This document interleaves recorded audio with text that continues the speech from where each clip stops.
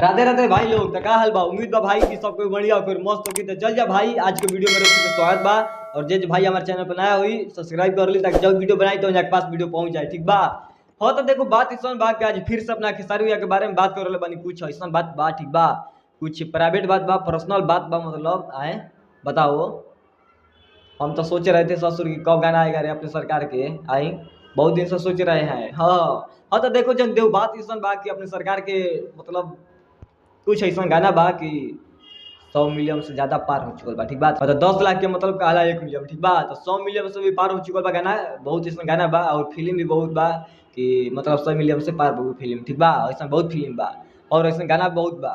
तो नाम तो नहीं की धरत चाहत कि सबको बता दिल बनी पहला वीडियो में, ठीक बा। ये वाला वीडियो में बता दिल बनी कि सरकार अपन राजा बनेगा। हाँ तो देखो बात इस बा कि अपन सरकार के जो गाना मतलब पहले वाला जो गाना रहे, तो देखो बात इस बा कि सावन पहले कुछ दिन, ठीक बा, प्रिया सुहानी, हाँ प्रिया सुहानी करके मतलब घर से वायरल भे रही, ठीक बा। तो उहे गाना कौन था रे बाबू, कौन था रे, आई ए राजा कहियो माउर खा के लिपट जाएंगे। हाँ वही गाना था विनोद, ए राजा कहियो माउर खा के लिपट जाएंगे। हाँ तो देखो बात इस बा कि गाना के रिव्यू मतलब बहुत जल्दी अब होके वाला बा। हाँ यूट्यूब बहुत जल्दी मतलब पोस्टर अभी आज हमको लग रहा है कि आज शाम तक पोस्टर रिलीज हो जाएगा यूट्यूब पर, ठीक है विनोद। और कल से गाना आ जाएगा। तो देखो बात इस कि जो भी हम जानकारी देते हैं विनोद तुम लोग को, आए तो वो एकदम बात सच होता है, ठीक है। हमारे जैसा कोई जानकारी नहीं दे सकता है। हाँ एकदम मतलब हम अपने सूत्र से पता करके बोलते हैं कि अपने सरकार गाना कब आएगा और कौन सा गाना आने वाला है, ठीक है।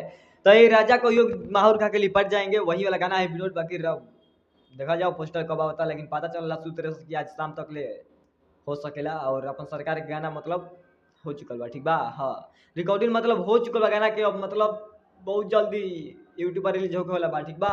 और ऐसा गाना 2-4 को बढ़ुए सब लोग मतलब रिक्वेस्ट करते रहे अपना भैया ले कि भैया फिर से पिछला गाना 2-4 को मतलब, हाँ मतलब दोबारा मतलब 2 बनावल जाओ, ठीक बा। में शरीर बा 2 गाना जो नहीं रहे वो ठीक बा गाना, ठीक बा। तो देखो बात इस बा कि अब अपने सरकार के बहुत जल्दी ये वाला गाना होता प्रिया सुहानी के साथ में, जौन भैया बात बोलन बात अब सच होता, ठीक बा। हाँ कॉल भैया और कुछ यूट्यूबर वाला सौ ऐसा मतलब ऊपर के, ठीक है। हाँ उस सबके यूट्यूबर हैं कि बोल रहा था कि खेसारी भैया बोलते हैं तो कुछ करते नहीं है, ऐसा वैसा है। बताओ तुम लोग, अपने सरकार गाना बहुत जल्दी आने वाला है प्रिया सुहानी के साथ में, बवाल तो मचबे करी विनोद, ठीक बा।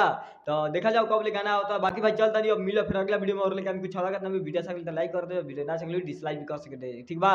बाकी भाई ये बता करते हैं कि अपने सरकार का गाना रिकॉर्डिंग हो चुकल बा और बहुत जल्दी मतलब गाना आवे वाला बा। आज शाम तक पोस्टल आ जी ना, तो कल सुबह में गाना पोस्टल आ जाए, ठीक बा। और ए राजा कहियो माहौर खा के लिपट जाएंगे टू, हाँ ए राजा कहियो माहौर खा के लिपट जाएंगे, मतलब गाना बहुत बेहतरीन बा, ठीक बा। बाकी भाई चलता नहीं पाला की नमस्ते।